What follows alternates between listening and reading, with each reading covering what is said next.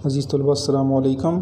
अल्लामा Iqbal open university के roll number slips निकालने का तरीका मैं आपको आज की वीडियो में बताने वाला हूँ। तो इसके लिए आपने अपने enrollment.auu.edu.pk के लिंक पे जाना है। लिंक में डिस्क्रिप्शन के अंदर दे दूँगा। वहाँ पे जाकर अपना यूज़र आईडी और पासवर्ड दे के साइन इन करना है। अगर आपको वीडियो पसंद आए तो वीडियो को लाइक करें, इसे अपने दोस्तों के साथ शेयर करें।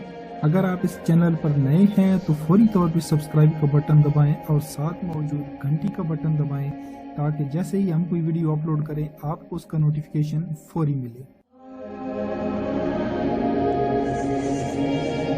साइन इन आप करेंगे तो कुछ इस तरह की स्क्रीन आपके सामने शुरू होगी। यहाँ पे आपने एग्ज़ाम एंड ग्रेड के ऑप्शन के ऊपर जाके इसको टच करना है और यहाँ पे माई एग्ज़ाम स्केड्यूल आपने इसको सेलेक्ट करना है और यहाँ पे आपने आके इनके अंदर कोई छेड़खानी नहीं करनी। बस यहाँ पे जो बेसिक सर्च का ऑप्शन है इसको आपने टच करना है और यहाँ पे आके आपने सर्च कर देना है।